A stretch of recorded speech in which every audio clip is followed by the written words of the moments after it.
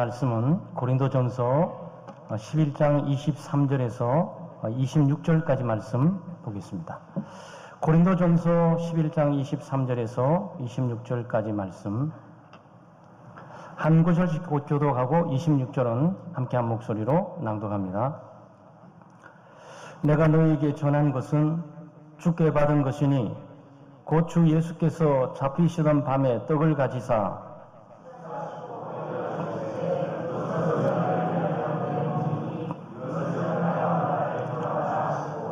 식후에 또한 그와 같이 잔을 가지시고 이르시되 이 잔은 내 피로 세운 새 언약이니 이것을 행하여 마실 때마다 나를 기념하라 하셨으니 너희가 이 떡을 먹으며 이 잔을 마실 때마다 주의 죽으심을 그가 오실 때까지 전하는 것이니라.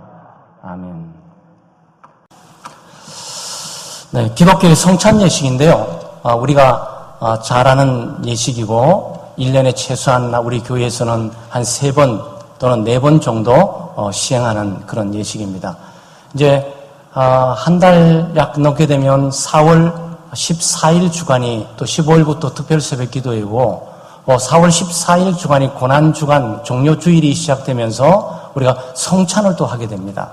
세례를 받을 사람은 세례식을 하게 되는 거고 또 세례식을 거쳤던 분은 이 성찬 예식에 참여하는 거고 그래서 세례 예식과 성찬 예식을 함께해서 성례식이라고 합니다.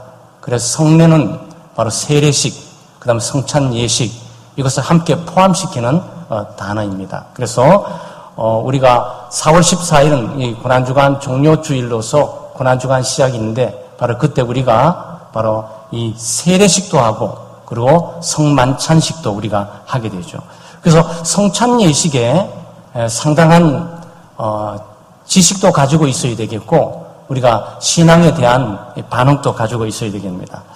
성찬에 대한 문제들이 잘 나오고 있거든요. 그런데 아마 초대교회, 특별히 고린도 교회는 성찬을 잘못 오해를 했습니다. 성찬을 그저 먹고 마시는 애찬식 정도로 생각한 거예요. 그런데 성찬식은 애찬식이 아니에요. 애찬식은 성도가 사랑의 교제를 나누면서 예수 그리스도께서 우리를 위해서 피 흘려 죽으시고 자기 몸을 주시고 자기 살을 주시고 자기의 피를 주신 것처럼 그런 사랑의 희생적인 삶을 함께 믿음의 공동체는 살아야 된다 그래서 성찬 예식을 하기 전에 애찬식을 갖습니다.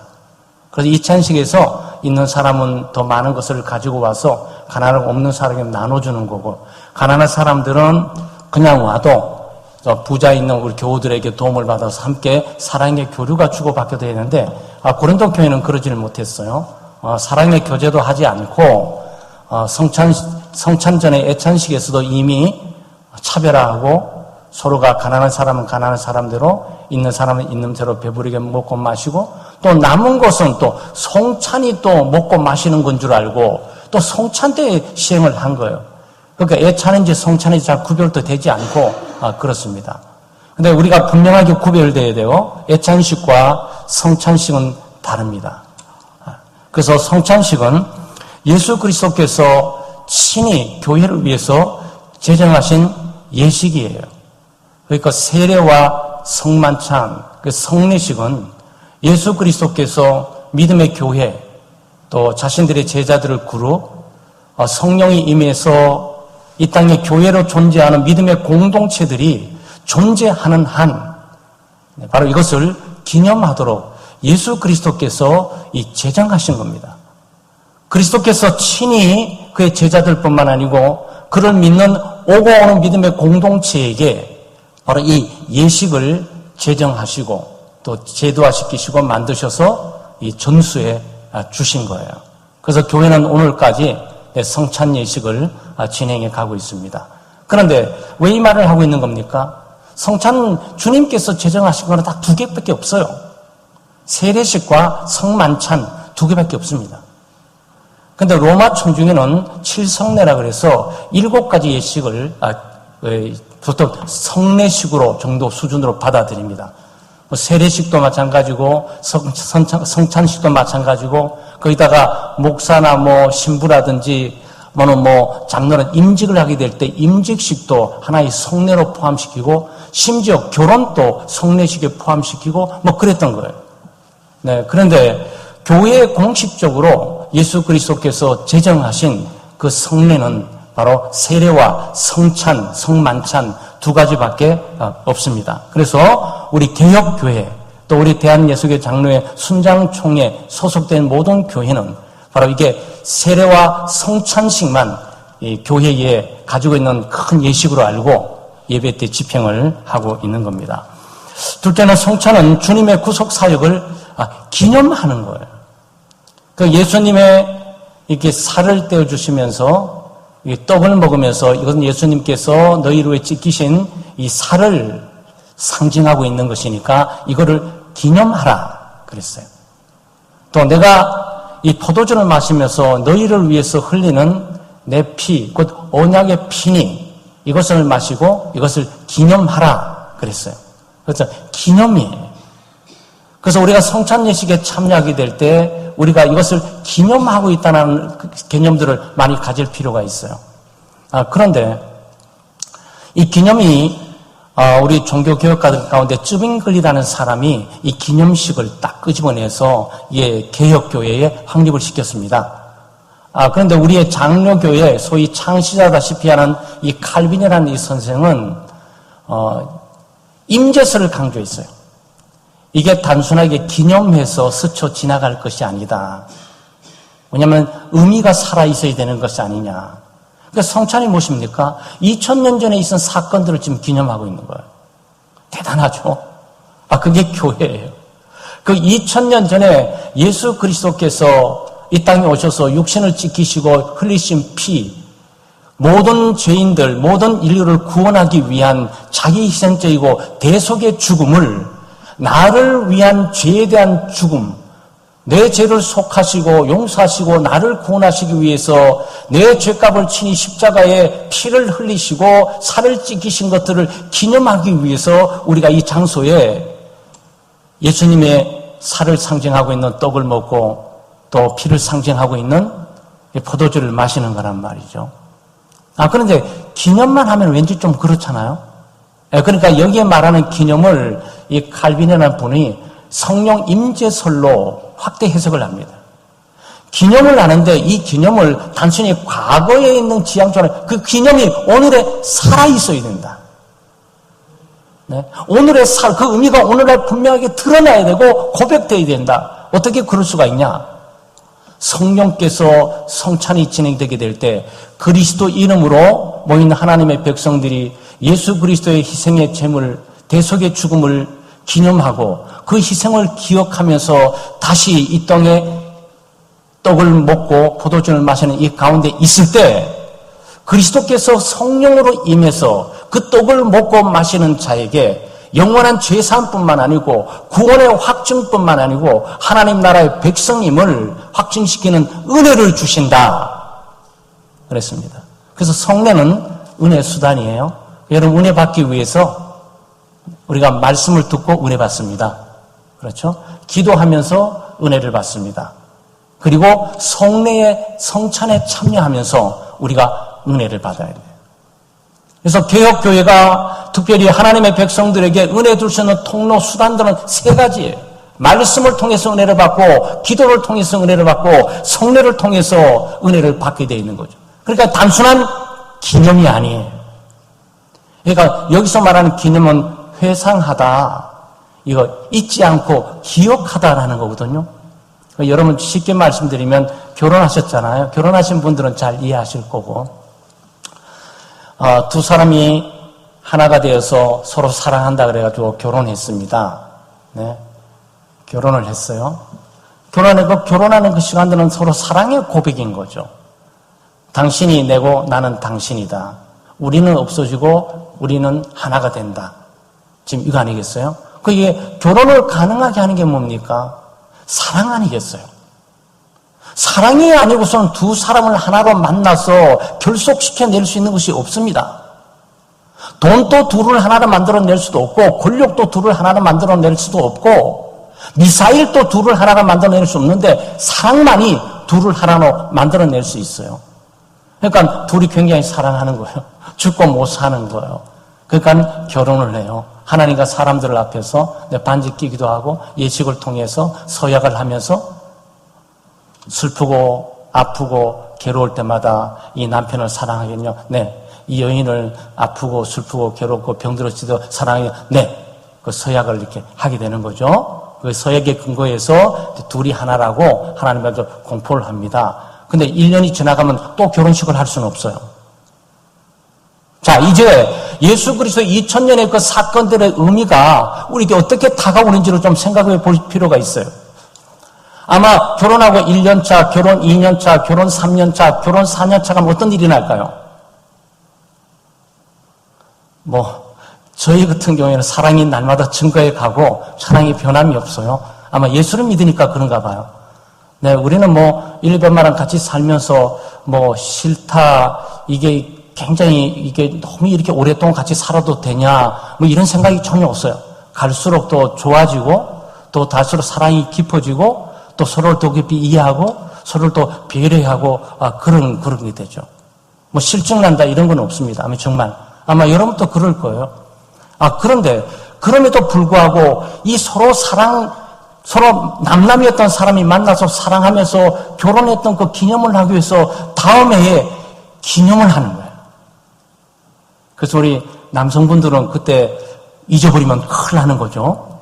최소한 잊지 않고 전화 한 통화라든지 메시지라든지 우리는 잘 안 하는 행동인데 꽃다발 하나, 장미꽃이라도 하나 주면서 뭔가는 기념적인 의미를 드러내야 되는 거예요. 여기에 가장 핵심은 뭐냐? 많고 좀의 문제 아니라 기억하고 있다. 우리는 완전히 떨어져 있었지만 나는 당신을 사랑하고 있고 그 사랑은 지금도 변함이 없어. 그 메시지인 거예요. 그 다음에 1년째, 2년째, 3년째, 4년째, 10년째, 20년째, 30년째, 그 다음에 40년째, 50년째까지도 만약에 그럴 수가 있다면 그 굉장히 귀중한 인연들을 사랑을 이어가고 있는 거죠. 성찬이 그와 같은 거예요. 단순히 기념하는 게 아니에요. 사실 그럴 수 있잖아요. 마음의 사랑은 다 식어가지고, 네. 그냥 기념하고 싶은 마음이 없는데, 이거 그냥 넘어가게 되면 집에 찬바람 부면서 갑자기 여러 가지 분위기도 어지러지고, 밥도 잘 못 먹을 것 같고, 이 집안이 뒤숭숭해 보이니까 어쨌든 의식은 치러야 되겠고, 그렇게 오늘은 우리 결혼 10년 차야 그러면서 뭔가 딱 하는데 아내는 눈치채는 거야. 전혀 사랑도 안 하고 다 식어버렸다는 거. 그 기념이 무슨 의미가 있겠어요? 우리가 여기서 말한 이 기념이란 예수 그리스도께서 2000년 전에 우리를 위해 돌아가신 사건들을 단순히 의식화해서 하나의 행사로 끝나버리는 것이 아니에요. 예수 그리스도께서 나를 사랑하셔서 2000년 전에 십자가에 못 박혀 자기 살을 지키시고 자기 피를 흘리신 그 사랑을 우리가 언제 한 거죠? 성령께서 역사하셔서 내가 예수 그리스도가 나를 사랑하시고 나를 위해서 죽으셨다는 사실을 믿고 받아들이게 될 때 그때 회개하고 엄청 울게 되죠. 그렇죠? 예수님 나를 그처럼 사랑을 미처 몰랐습니다. 예수님 나를 그처럼 짝사랑하면서 일생은 나를 위해서 추적하고 보호하시면서 지금까지 나를 붙들고 살기 위해서 몸부림치고 저는 몰랐습니다. 저는 그동안 주님의 사랑을 내 마음대로 내 생각대로 내 취미대로 내 목적과 내 야망과 내 꿈을 향해서 내 마음대로 막 갔던 것뿐입니다. 이제는 주님의 사랑을 받아들일 뿐만 아니고 나도 그렇게 주님을 사랑하고 싶습니다. 비로소 그때 연합이 되는 거죠. 그리스도와 결혼은 그때 끝나게 될 때 예수를 믿게 될 때 있게 되는 거예요. 그러면 성찬이 무엇을 의미하고 있습니까? 그리스도께서 나를 사랑하시고 지키시고 희생했다는 그 사실들을 다시 한번 기억할 뿐만 아니고 나도 그리스도를 뜨겁게 이렇게 사랑합니다라고 고백하는 의미들이 살아나는 순간들이 성찬이에요. 그래서 성찬은 단순한 예식이면서 의식으로 교회 행사로 옛날에는 과거의 일들을 기념하는 것으로 끝나는 것이 아니에요. 여기 있는 기억을 하고 기념하는 이 기념 속에 리멤버런스, 기억을 하는 거예요. 그 과거를 기억하는 거예요. 그리고 그 과거의 기억에 대한 것들이 오늘 그대로 투영돼서 반사해서 드러나는 거죠. 근데 이게 어떻게 가능합니까? 이게 믿음으로 가능해요. 믿음으로 2000년 전으로 우리는 다시 돌아가는 거고 2000년 전에 계셨던 예수 그리스도를 지금 믿음으로 모시고 나와 함께 연합되는 그 사랑의 결정적인 은혜를 여기서 맛보게 되는 거예요. 여러분 결혼식장에만 감동할 수 있습니까? 10년 있다가 결혼식과 딴 똑같은 걸 안 해도 말이죠. 뭐 큰 게 많이 없어도 저녁에 조그만 촛불을 켜든지 아니면 그때 결혼했던 성경책 하나 붙들든지 결혼했던 줬던 카드를 한번 잊지 않고 있든지 그러면서 기억나? 난 당신 아직도 사랑하고 있어. 당신이 나를 사랑하고 나를 위해서 희생하고 죽었던 거는 나는 아직도 잊지 않고 있어. 너무 고마워. 나도 계속적으로 그렇게 살 거야. 그럼 염려하지 말어. 이 셀이면 이게 기념이에요. 만약 이런 내적인 사랑에 대한 고백과 그런 기념이 없이 행사로 끝나버린다면 의미가 없어지는 거죠. 바로 성찬이 그런 거예요. 그런 믿음으로 우리는 그리스도를 다시 여기에 모시는 거고 또 그리스도께서 성찬을 하는 순간 그리스도께서 이 가운데 임하사 성령으로 충만하게 하시고 성령으로 우리의 믿음을 고무해서 떡을 먹고 포도주를 마시는 그 순간 그리스도와 하나가 되는 것들을 경험하는 은혜를 주시는 거예요.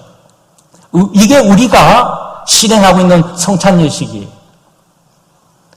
로마 카톨릭은 어떻게 드리냐면은 로마 카톨릭은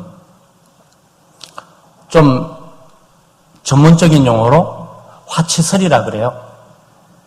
그러니까 떡을 딱 먹을 때 로마 천주교 알죠? 천주교회? 우리가 왜 거기서 분리 나왔는지를 이 한 번만으로도 알고 있어요. 떡을 딱 먹을 때 이 떡이 예수님의 진짜 살로 변한다는 거예요. 지금 포도주를 우리 권사님들이 만든 포도주, 옛날에는 권사님들이 포도주를 만드셨는데 지금 웰치 포도주를 가지고 우리 쓰가 되는데 그 포도주를 마시는 그 순간 그 포도주가 웰치 회사에서 만든 그 포도주가 예수님의 진짜 피로 바뀌어진다는 거야. 여러분 믿을 수 있어요? 무슨 마술, 교회가 마술하는 곳 집단도 아니고 미신이에요. 우상숭배예요. 그러니까 우리는 그런 성찬을 섬기지 않습니다.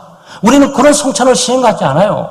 떡을 먹을 때 떡이 진짜 예수님의 살로 바뀌어진다든가 포도주를 마시게 될 때 그 포도주가 예수님의 피로 바뀌어진다는 우리가 믿지 않습니다. 우리는 떡일 뿐이에요. 포도주일 뿐이에요. 그렇지만 우리가 믿음으로 이것이 2000년 전에 나를 위해서 십자가에 못 박힌 예수 그리스도의 살과 피를 기억하면서 믿음으로 거기에 참여하고 구속의 은혜를 얻게 되는 거죠. 루터교회는 또 약간 또 달라요. 루터교회는 떡을 먹게 될 때 이 떡 밑에 예수님이 계세요. 이 떡이 예수님의 살로 변화되는 게 아니고 이 떡 밑에 예수님이 계세요. 숨어 계셔. 떡 옆에 예수님이 계셔서 가만히 숨어 계셔. 떡 위에도 계시는데 우리 눈에는 안 보여. 떡을 먹는 순간 예수님이 훅 이 속에 들어오신다는 거예요. 여러분이 개혁교회, 좋은 교회 다니셔서 여러분이 참 이 문제에 대해서 초연하시면서 저건 뭔가 문제가 있는 것 같아. 그렇지만 어떤 교회는 그 목숨을 걸고 그거 지켜요. 목숨 걸고 지킵니다. 예수님께서 기념하라고 하신 성찬을 우리가 왜 안 지키니? 근데 어떤 성찬의 내용을 지키느냐가 중요한 거죠. 떡과 포도주를 마신다고 해서 다 기독교적이고 예수님께서 가르쳐준 성찬으로 볼 수가 없는 거죠. 그러니까 우리는 떡을 먹고 포도주를 마실 때 떡과 포도주가 예수님의 살과 피로 바꿔지지 않는다. 우리가 떡을 먹고 포도주를 마실 때 예수님이 떡 옆에 숨어 계시다가 포도주 옆에 숨어 계시다가 우리가 딱 먹고 마실 때 확 우리 속에 들어오신다. 이것도 믿지 않아요. 우리는 떡을 먹을 뿐이에요. 웰치 회사에서 만들어 놓은 포도주를 마실 뿐이고 우리 권사님들이 만든 포도주를 마실 뿐이에요. 그런데 우리가 믿음으로 이 사건에 동참하게 된 이유는 2000년 전에 예수 그리스도께서 나를 위해서 살을 찢기셨다. 나를 위해서 죽으셨다. 예수 그리스도께서 내 죄를 위해서 피를 흘리셨다라는 그것들을 고스란히 반영해 받아들임으로 그리스도를 구속을 우리가 받는 거죠. 이게 기념이에요. 그런데 이 전체를 주관하고 다스리면서 은혜를 주시는 분이 성령께서 임재하셔서 특별히 2000년 전에 돌아가신 예수 그리스도를 오늘의 생생하게 우리에게 살아계신 분으로, 우리에게 살을 주고 피를 주시는 분으로, 생명을 주시는 분으로 생생하게 우리가 믿음으로 받아들이고 그와 연합을 하게 되는 거죠. 우리는 이렇게는 성찬을 합니다. 그러니까 성찬은 기념 예식이에요. 동시에 신앙을 고백하면서 그리스도와 연합되는 예식이에요. 동시에 성령의 강력한 임재를 통해서 말씀은 보이지 않는 은혜를 성도들에게 끼치는 거고, 성찬은 보이는 은혜를 교우들에게 끼치는 거예요. 그러니까 이게 뭐죠? 성찬이잖아요. 그러니까 말씀은 보이지 않는 은혜를 끼치고, 성찬을 여기 내려가서 떡을 들고 포도주를 가지고 부시고 각 잔을 크게 들고 함께 마시는 것은 그리스도께서 나를 위해서 죽으신 그 사건들을 기억해 지금 끌어오고 있는 거죠. 그러니까 이것은 단순한 기념을 하면서 행사로 끝난 일이 아니고 지금 현재 생생하게 살아서 그리스도께서 자기 몸을 주시고 자기 피를 흘리심을 주는 그런 생명이 교류가 있게 되는 현장이 되는 거예요. 그 성령께서 그렇게 가능하게 하는 겁니다.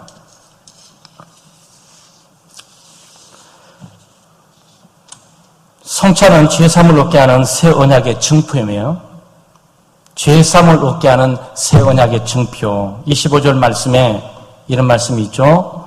식후에 또한 그와 같이 잔을 가지시고 예수님이 직접 말씀하십니다. 이런 식으로 이 잔은 내 피로 세운 새 언약이니 이것을 행하여 마실 때마다 나를 기념하라. 지금 예수님께서 친히 제자들에게 말씀하신 내용, 마태복음 26장의 내용을 이 바울 사도가 그대로 갖다 여기 인용해서 지금 쓰고 있단 말이죠. 그러니까 죄사함을 얻게 하는 징표예요. 우리는 예수 그리스도의 보혈의 피로 말미암아 죄 용서를 받았습니다. 우리의 구원은 죄로부터의 구원이에요. 부자 되는 구원도 아니고 병 고쳐지는 구원도 아니고 갑자기 우주로 가는 구원도 아니고 우리의 구원은 죄로부터의 구원이에요. 근데 죄로부터 구원인데 우리 모두가 죄 가운데 있는데 예수님이 십자가에 못 가진 그 사건은 바로 내 죄를 위한 대신하여 죽으시고 내 죄값에 대한 결과들을 완전히 치우고 계산하고 청산하는 죽음이에요. 그래서 이 죽음을 우리가 맞이하면서 여기에 기념하기 위해 떡을 먹고 포도주를 마시게 될 때 우리는 죄사함 새는 언약을 확신하게 되는 거죠. 믿음으로 언약에 참여하는 거예요. 그래서 약속이 중요해요. 약속. 그 약속에 굉장히 익숙하셔야 돼요. 여기에 언약이라는 것은 피의 약정을 말하는 거예요. 그러니까 종종 우리가 좀 공부할 때 좀 얘기하잖아요. 약속은 내가 너를 사랑해 그런 거예요. 내가 너를 사랑해. 이건 약속이에요. 이 약속을 인치고 효력 주는 것은 뭐냐? 네? 칼을 딱 들고 왼쪽 딱 찍으면서 내가 너를 사랑해 딱 하는 거예요. 피를 흘린 거지. 그리스도께서 나를 사랑하신다는 그 징표가 말뿐이 아니고 자기 십자가에 죽어 피를 흘림으로 그 약속에 지장을 찍으시는 거야. 생명을 걸고 이 약속은 반드시 지킬 거야. 내 생명만큼 가치 있는 것이니까 반드시 지키고 말 거야. 너의 죄사함은 믿음으로 될 거야. 그것은 내 피로 보증해. 라고 새 언약의 피예요. 근데 참 놀라워요. 약속은요, 모든 사람들의 관계를 결속시켜버려요. 약속이. 참 이상하죠? 아까 결혼 얘기를 제가 했잖아요. 그러니까 결혼 처음 해보시고, 뭐 다 처음 해보지만, 예수 믿는 사람은 다 처음 해보시지만, 결혼하고 신기한 게, 뭐 둘이 같이 있는 것도 공간도, 어떻게 이 사람은 내가 공간에 같이 있지? 이런 것도 좀 그렇지만, 뭐, 주민센터라든지 구청 가서 등록을 하게 될 때, 이제 드디어 등록을 하게 되잖아요. 그죠? 이 사람은 한 가구가 되는 거고, 한 세대가 되는 거고, 독립되어 있는 사람들이고, 이 사람은 한 가족이 되는 거고, 이렇게 법적인 문제로 바뀌어버려. 완전히 다른 사람이야. 도도 다르고, 성도 다르고, 성격도 다르고, 자란 배경도 다르고, 다 달라요. 그런데, 당신과 내가 결혼합니다라고 사인하는 도장 하나 찍는 그것 때문에 관계가 맺혀져 버려요. 여러분 그걸 이해하셔야 돼요.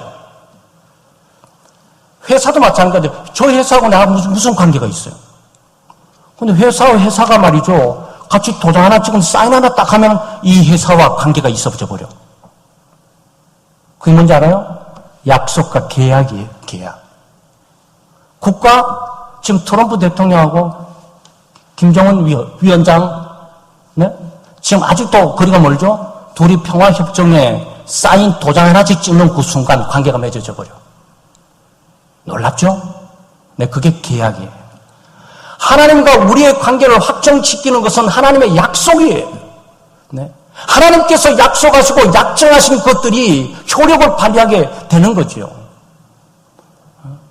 부부관계도 남인데 약속을 하고 약속만으로 못 믿으니까 결혼식까지 하는 거 아니겠어요? 나 당신 끝까지 책임질 거야. 당신 나 끝까지 책임질 거야. 나 사랑해. 나도 사랑해. 근데 이 약속이 누가 보증을 해? 그럼 언약을 해야 되잖아요. 하나님과 사람 앞에 와가지고 그 다음에 여기 와서 언약 손소 딱 하고 그 다음에 구청 가가지고 도장 빵빵 찍어가지고 딱 해야 이게 보증이 되는 거 아니겠어요? 그러니까 이게 뭐라고요? 성찬이? 성찬이 하나님과 우리의 구원 관계에 도장을 찍는 행위들이라고 이게 구원의 보증이라고 확정시키면서 또 내가 죄의 용서함을 받았다는 것들에 대한 하나님과 나의 관계에 대한 보증과 확증들이 이 성찬을 통해서 만들어지는 거예요. 그러니까 여러분이 어떤 죄사함을 받았다는데 그 죄사함의 보증을 어디서 얻을 수 있습니까? 그리스도의 피를 마시면서 그리스도의 살을 먹으면서 이 약속들을 믿는 거지. 약속들을 믿는 거예요. 이 약속하신 분이 누구시라고? 하나님이세요. 하나님이 약속의 공황이 끝이 지나간다고? 아니요. 실제로 자기의 피와 생명의 피 흘림으로 약속했다고. 심지어 말이죠. 이 야쿠자 세계라든지 깡패 세계에서도 그게 통해요. 내가 너를 어떻게 보수가 말이지. 내가 어떻게 너를 믿겠어. 칼 하나 줘. 딱 주면서 새끼손가락 하나 쫙 하면서 오케이 믿어주지.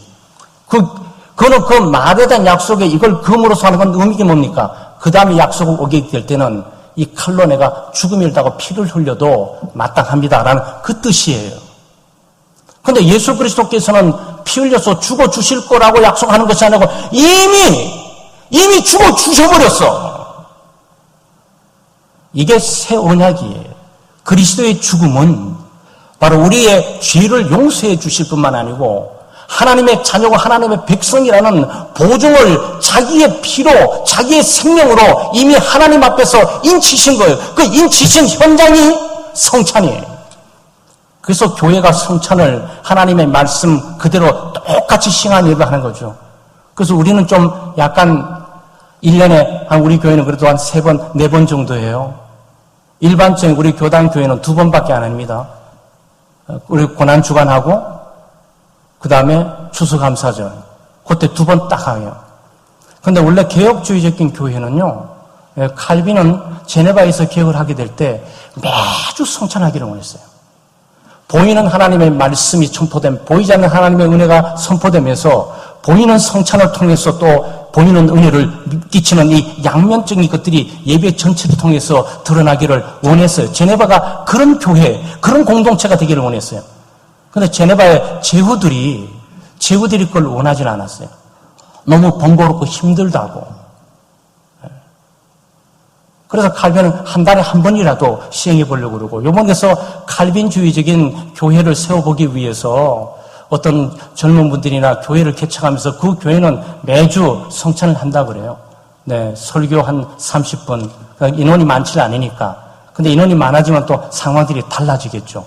지금 개척교회 인원들이 한 20명, 30명 정도니까 성찬 한번 하면은 한 10분 정도 다 15분 다 끝나는 일들이니까 그런 거죠. 각 교회마다 다르지만. 그래서 성찬을 하게 될 때 어떤 자세를 해야 됩니까? 믿음으로 참여하는 거죠. 그리고 예수 그리스도의 구속의 2000년의 사건들을 기억하면서 믿음으로 그리스도의 길을 가는 거예요.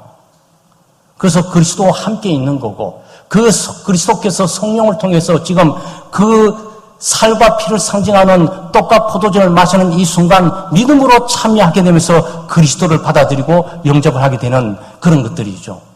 그러니까 이것들은 무엇을 의미하고 있는 거죠? 이것들은 만찬이에요. 기억하세요? 로드 서퍼, 이것은 만찬이에요. 울부짖으면서 장례식을 맞이하듯이 있는 상황이 아니에요. 그래서 우리가 성찬을 맞이하게 될 때 우울하게 참석하시면 안 돼요. 아니 정말 이거는 예수 그리스도의 피를 모독하는 거예요. 그리스도께서 십자가를 못 박아 죽으시면 내 죄의 용서를 받고 용서의 기쁨과 즐거움과 구원의 기쁨과 이 천국의 잔치에 맞이하도록 하기 위해서 지금 하고 있는데 여기 마치 부모님 돌아가듯이 마치 여기서 장례 흉내를 가듯이 하고 있으면 이거는 성찬을 잘못하고 있는 거예요. 교육적 성찬은 그렇지 않습니다. 이 대한민국에서는 너무 정서적으로 이해가 돼요. 부모님 돌아가시면 3년 상이라고 해야 되고 또 시신을 지키면서 오신 분들이면 그냥 벌떡 일어나서 애고하고 우는 소리를 또 내야 되고 슬픔과 애통하는 모습을 보여야만 효도인 것처럼 그렇게 이게 위장돼 있다고. 근데 그 문화를 교회까지 들어오시면 안 돼요. 그거는 그 개념이 아니에요. 우리는 예수 그리스도를 애도하는 게 아니에요. 예수님이 애도받으실 분입니까? 그분이 자기 생명을 자기 스스로 주셨고 생명을 자기 스스로 되찾는 하나님이신데 우리처럼 생각하면서 애도하시는 그 애도하기 위해서 그런 것이 아니에요. 예수님께서 2000년에 있었던 그 장소로 간다 그래가지고 그 슬픔을 갖고 여기 와가지고 애도한다고 생각하고 있다면 그건 잘못 성찬하고 있는 거예요. 성찬은 로드 서퍼 만찬이에요. 구원의 기쁨과 그리스도께서 나를 위해서 죽어주심은 참 가슴 아프고 안타까운데 그 가슴 아프고 안타까워했던 그것들은 회개할 때 그때 이미 고백을 했던 거고 회개할 때 애통하는 심정을 갖고 있었던 거고 네? 지금은 뭡니까? 그 은혜로 살고 있는 하나님의 백성뿐만 아니고 그의 살이 찢기시고 피를 흘리신 걸 먹고 마시게 될 때 그리스도께서 죄에서 노임을 받고 구원의 기쁨과 즐거움에 참여하도록 하기 위해서 죽었는데 오늘도 울면서 계속적으로 앉아 있으면 이 성찬의 의미를 깊이 모르는 거예요. 그래서 여러분 성찬하게 될 때 주의 평화가 있으라고 인사를 하는데 굉장히 어색해더래요. 만찬 축하합니다. 감사합니다. 여기는 축하의 장소예요. 이거는 죽은 예수 그리스도를 믿고 있는 게 아니에요. 부활해서 살아계신 하나님의 우편 보좌에 있는 예수 그리스도를 믿고 있는 거예요. 다만 기념적인 측면에서 죽었던 그 사건들을 우리가 기억하면서 그 의미를 오늘에 되살리면서 주님께서 나를 평생 회개하고 살도록 애통하고 살도록 죽어주셨구나 이것 때문에 하는 것이 아니고요. 그래서 회개는 단 한 번으로 끝나는 거 아니겠어요? 기쁨으로 감사함으로 즐거움으로 하나님과 함께 천국의 만찬에 천국 잔치회가 지금 여기에 이루어진 것처럼 그래서 먹는 거예요. 이런 먹는 게 즐겁지 않아요? 그래서 우리 어떤 장로님은 의미 있는 말씀하셨어요. 목사님 떡 적으니까 떡 크게 주세요. 네, 그렇게 할 수 있습니다. 그 잔치의 개념에 충분히 그게 의미가 있는 거예요. 근데 그러니까 포도주 잔떡 커져야 되잖아요. 떡이 이만한 거 하나 딱 먹게 되면 목이 마를 텐데 포도주도 이 정도 돼야 되잖아요. 그럼 우리 장로님들 이거 완전 그야말로 호스트들이야. 이거는 완전히 호텔 섬기듯이. 정말 여기 섬김의 의미가 있어요. 우리 장로님들 여기 있어서 이거 딱 들고 있을 때 그건 뭐냐면은 이 섬김이에요. 섬김이에요. 여러분 잔치에 그리스도의 잔치에 참여했습니다. 저는 잔치에 떡과 포도주를 드릴 테니까 드십시오. 이거예요. 근데 여기에 믿음으로 참여하면서 의미를 개개인의 믿음으로 그리스도의 죽으심을 기억하고 또 그리스도의 죽으심의 의미가 제 용서함을 우리 다시 한번 확인하고 그리고 제 용서가 됐다는 사실들을 붙들고 죄사함의 기쁨으로 여기에 참여하게 되는 거죠. 죄사함의 기쁨으로 참여해야 되는데 죄를 용서해주고 죄부터 자유하기 위해서 십자가에 못 박혀 죽었었는데 지금 또 슬퍼하면서 죄 문제로 회개하면서 끄끄하고 있으면 여러분 주님이 이거 원하지 않아요. 저 가끔 말씀드렸잖아요. 어릴 때 우리 아들에게도 그 가르쳤는데 말이죠. 아이가 너무 양심이 예민하니까 잘못한 거 있어도 용서해줄게 걱정하지 마. 앞으로 이제 기도하면서 잘 보면 돼. 그러면 그걸 딱 믿고 아빠 감사합니다. 그래서 힘있게 살면 얼마나 좋겠어.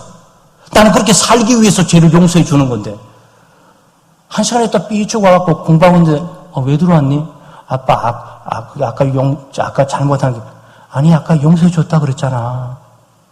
네가 잘못한다 그래서 내가 용서해 준다고 그랬잖아. 그러니까 그냥 아무 일 없듯이 너는 이제 앞으로 그런 일 잊지 말아야 되겠다 생각하고 공부 열심히 해. 응? 네, 그럼 나가세요. 그러면 아빠를 믿고 이 말을 믿으면 용서의 기쁨 가운데 감사함으로 살아가고 이래야 되잖아요. 예민한 아이들은 또 한 서너 시간 있다 또 찾아봐. 삐끔 보면서 눈치 보면서 물론 우리가 연약함기 때문에 사실이에요. 근데 우리는 연약한 걸 이미 알고 있잖아요. 우리가 붙들어야 되는 약속을 붙드는 거지. 하나님의 신실하심을 붙드는 거고 하나님께서 주신 약속을 붙드는 거고 그 약속을 언약으로 피해 약정으로까지 보증해 준 사실까지도 안 믿고 계속적으로 그러면 그 성찬을 너무 못 오가는 거예요. 성찬을 너무 못 오가는 거예요. 그래서 성찬의 만찬과 기쁨을 함께 누리게 하기 위해서 죄를 회개하지 않는 사람은 참여하지 말라고 그런 거라고. 이미 성찬 받기 전에 세례받은 사람이 죄 용서를 받은 사람이 참여해야 된다. 죄 용서를 받았을지라도 죄를 회개하지 않는 사람은 이 기쁨의 잔치에 참여할 수가 없다. 그러니 자녀 받지 마세요. 우리가 얘기한단 말이죠. 왜냐면 이런 만찬이니까. 그 사랑하는 성도 여러분, 그렇다고 해서 나를 위해서 돌아가신 분들이 아무 의미 없듯이 까불까불하고 그렇게 막 살 수는 없어요. 그 의미를 말하는 게 아니에요. 묵직한 의미를 받아들이면서 그 의미가 돌아가셨구나. 참 나 같은 죄인 왜 돌아가신 것들이 참 가슴 아프지만 왜 돌아가셨을까? 날 죄의 자유를 주시고 기쁨을 주시고 하나님의 자녀답게 힘차게 천국 잔치에서 만찬 가운데 부르기 위해서 부르셨구나. 근데 이게 성찬입니다. 그래서 성찬할 때 우울하게 참석하지 마세요. 그래서 웃으면서 기쁨으로 나오셔도 돼요. 제가 그러잖아요. 왜냐하면 이제 다 끝난 거예요. 죄 용서도 다 끝났어요. 그리스도께서 약속도 하셨어요. 약속했을 뿐만 아니라 자기 피로 목숨으로 보증까지 다 해주셨어요. 이제는 그리스도께서 우리에게 해줄 게 아무것도 없어요. 여기서 우리가 있는 믿음은 이 그리스도의 말씀을 그냥 믿고 약속을 그냥 붙들면서 나는 죄 용서를 받았구나. 나는 정말 기쁨이구나. 하나님의 백성이구나. 하나님의 자녀구나. 하나님의 가족이구나. 감사하다라고 떡과 포도주를 마시면서 그 다음에 뭡니까? 주님의 평화가 있으라고. 좀 더 깊이 말하면 사랑합니다 형제. 네, 말하시면 더 좋죠. 그러니까 이게 여러분 잔치자리에 와서 심각하게 있는 분 계십니까? 아니에요. 잔치잔에 먹고 마시고 즐겁고 기쁘게 대화하고 교제하는 장소예요. 그러니까 엄숙하게 진행되지만 이 성찬의 큰 의미들은 이게 그래서 로드 서퍼라고 영어로는 로드 서퍼라는데 그래서 만찬이라고 그러고 커뮤니케이션이라고 그래서 이 소통이라고 그래갖고 모든 하나님의 가족들이 서로 즐거움과 기쁨으로 내 죄사함 받았네, 너 죄사함 받았고 우리 죄사함 받았고 참 기쁘네. 이것들을 함께 공유하면서 고백하는 시간이에요. 여러분 이걸 잊지 마세요. 그 공동체가 성찬의 의미를 가장 들어드리는 우리 교회가 참 그래서 참 좋아요. 인원도 좋고, 네, 인원도 좋고. 강단도 딱 좋아요. 시간도 딱 좋아요. 저는 볼 때 우리 교회만이 할 수 있는 성찬 예식의 성경적인 의미를 가장 잘 드러나는 구조로 돼 있어요. 이쪽 뒤로 와서 쭉 와서 빙두로 싸면 딱, 네, 한 35명까지 줄 딱 서서 35명까지 딱 와요. 그러면서 떡과 포도주를 마시고, 그 다음에 믿음으로 그리스도의 은혜에 동참하고, 구속의 은혜를 확신하고 제 용서를 확신하고 정말 감사하다 기쁘다 형제요 당신 형제인 걸 감사합니다. 자매에서 감사합니다. 우리 평화롭게 삽시다. 주의 평화가 있기를. 얼마나 멋집니까? 그거죠. 그게 성찬에 이 보이는 사람들에게 드러내고자 하는 그게 성찬이 보이는 은혜예요. 참여하고 있는 사람들도 보기가 좋고 이게 천국 잔치다 이게 지금 이걸 보고 예수 믿지 않는 사람도 오면은 뭔지 모르지만 다른 세상에 있는 엄숙한 뭔가가 지금 여기 진행되고 있다라고 성령께서 말씀하는 거죠. 사랑하는 성도 여러분, 네, 우리 성찬 예식을 기억하면서 성찬 예식에 참여하게 될 때 우리가 이런 개념들을 잘 붙들고 참석하기를 바랍니다. 기도 제목을 가지고 함께 나눕니다. 예수 그리스도의 고난과 죽으심에 늘 믿음으로 연합되고 하나 되는 그런 은혜 달라고 기도해 주시고 또 우리 성찬 예식이 죄 용서의 확정 가운데 즐거움과 기쁨의 만찬이 될 수 있는 은혜를 달라고 기도해 주시고, 또 이 새생명 전도 축제 위해서 기도해 주시고, 구역의 모임을 위해서 기도해 주시고, 대신방 사역 위해서 기도해 주시고, 잠깐 기도합니다.